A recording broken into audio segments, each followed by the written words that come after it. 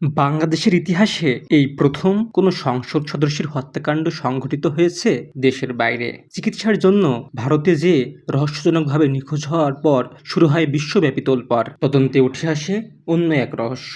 ঝিনাইদহ ৪ আসনের এমপি আনোয়ারুল আজিম আনার গত ১২ই মে চিকিৎসার জন্য ঝিনাইদহ কালীগঞ্জ থেকে চুয়াডাঙ্গা দর্শনার গেদে সীমান্ত দিয়ে তিনি ভারতে যান। সেখানে তিনি পশ্চিমবঙ্গে গোপাল বিশ্বাস নামে এক বন্ধুর বাড়িতে অবস্থান করেন এবং পরদিন ১৩ই মে সকালে ডাক্তার দেখানোর কথা বলে বাড়ি থেকে বের হন। ওই দিন হোয়াটসঅ্যাপে তিনি পরিবারের সদস্যের সঙ্গে কথা বলেন এবং ১৪ই মে একবার কথা হবার পর তার সঙ্গে কেউ কোনো যোগাযোগ করতে পারেনি। এরপর থেকেই রহস্যজনকভাবে তাকে আর খুঁজে পাওয়া যায়নি। এর প্রেক্ষিতে ১৮ই মে গোপাল বিশ্বাস বরানগর থানায় একটি মিসিং ডায়েরি করেন এবং বাবার খোঁজ পেতে মেয়ে এমপি কন্যা মুনতারিন ফেরদৌস ডরিন গত ১৯শে মে বিকেলে মিন্টু রোডের ডিবি কার্যালয়ে যান। ৩ দিন যাবৎ আমার বাবার ফোনে আমি পাচ্ছি না। যখন আমি পাচ্ছি না, মাঝে মাঝে খোলা পাই, মাঝে মাঝে বন্ধ পাচ্ছি।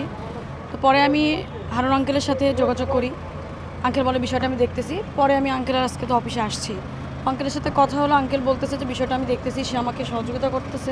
বিষয়টি খুব গুরুত্বের সঙ্গে নিয়ে বাংলাদেশ এবং ভারতের গোয়েন্দা সংস্থা যৌথভাবে তদন্ত শুরু করে। এক পর্যায়ে বাংলাদেশের কয়েকজনকে আটক করে তাদের জিজ্ঞাসাবাদের পর ২২শে মে বুধবার নিউ টাউন এলাকার সঞ্জীবা গার্ডেন নামে বিলাসবহুল একটি অ্যাপার্টমেন্টের ব্লক থেকে পাওয়া যায় এমপির রক্তাক্ত কাপড়। আটকেরা জানান ১৩ই মে ওই বাড়িতে যান এমপি আনার এবং সেখানে তাকে খুন করা হয়। এই আলোচিত খুনের নেপথ্যে কারা ছিল জানবো আগামী পর্বে।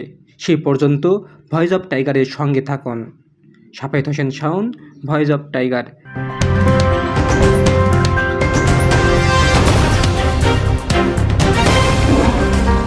Voice of Tiger.